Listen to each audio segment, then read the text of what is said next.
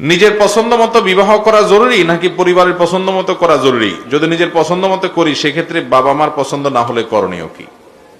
ভাইরা, বিয়ে শাদী একজন ছেলে হোক আর মেয়ে হোক তার জীবন সঙ্গী সঙ্গিনী নির্বাচনের ক্ষেত্রে তার সিদ্ধান্তই চূড়ান্ত।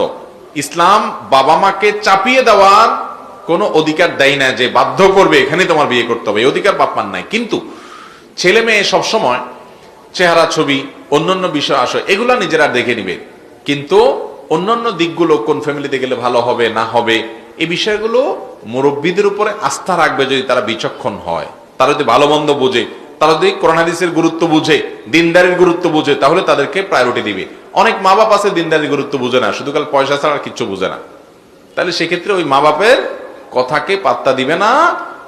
পাত্তা দিবে না বলতে দিনদারিকে গুরুত্ব দিবে, বাবা মাকে ম্যানেজ করার চেষ্টা করবে। ম্যানেজ করতে না পারলে বিনয়ের সাথে বলবে যে বাবা আমি দিনদারিতে কোনো স্যাক্রিফাইস করব না, ধার্মিক ছেলে ছাড়া ধার্মিক মেয়ে ছাড়া বিয়ে করব না, এটা তাকে জানাই দিবে। কারণ নবীজি সাল্লাল্লাহু আলাইহি ওয়াসাল্লাম বলেছেন ফাসওয়ার বিজাতিদ দ্বীন, ধার্মিক মেয়ে বিয়ে করে তোমরা জেতার চেষ্টা করো, বিয়েতে তোমরা সফলকাম হওয়ার চেষ্টা করো। সেজন্য সেটা করতে হবে, কিন্তু বাবা মাকে সন্তুষ্ট করে নিতে পারলে ভালো হয়।